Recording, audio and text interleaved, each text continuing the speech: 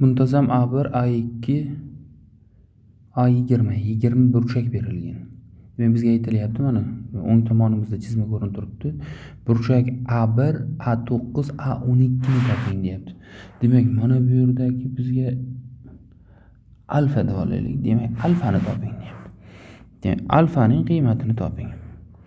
Alfani qiymati e'tibor qilayotgan bo'lsak, mana bu yerdagi A1, A12 vatariga tiralgan markaziy burchakning qiymati nimaga teng bo'lsa,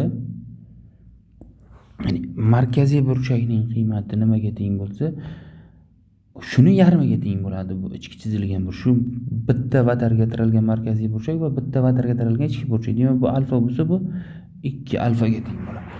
2 alfa faraz qiling, shu 20 burchakka aylana tashqi chizilgan bo'lsa, e'tibor qiling. 1 demak 1 2 3 4 5 6 7 8 9 ta tomon tortib turibdimi? Demak, biz nima ish qilamiz? Bir aylanish 360 gradus taqsim 20 ko'paytirilgan 9 deymiz. Demak, bu yerda nima bo'ladi? Demak, bo'layotgan bo'lsak 18 gradus ko'paytirilgan 9 bu 2 alfaga teng bo'ladi. Demak, ko'paytirayotgan bo'lsak 162 gradus bo'ladi. Bizda 2 alfa teng 162 gradusga teng bo'lsa, alfa teng bo'ladi 81 gradus.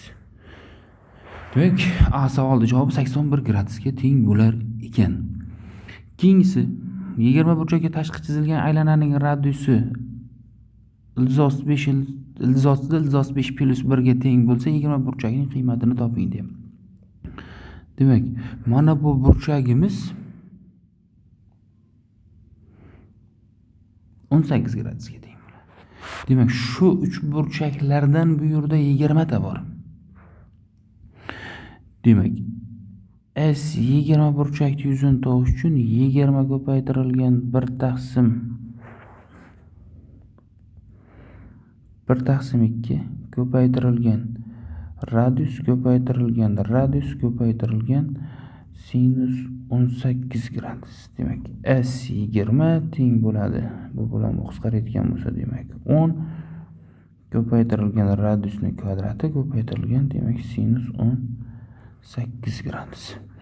Davom etamiz. Demak, S 20 demak 10 ko'paytirilgan olib qo'yadigan bo'lsak, radiusimizni ildiz osti 5 plus 1 18 gradus demak yuqorida ko'rsatilgan, ildiz ostida 5 minus 1 taqsim 4 bo'ladi. Demak, ikkalasini ko'paytirayotgan bo'lsak, ildiz osti 5 plus 1 ni ildiz osti 5 minus 1 ko'paytirsak, 5 minus 1 bo'ladi 4 bo'ladi. Demak, 4 bilan qisqaradi. Demak, qiymat 10 ga teng bo'lar ekan.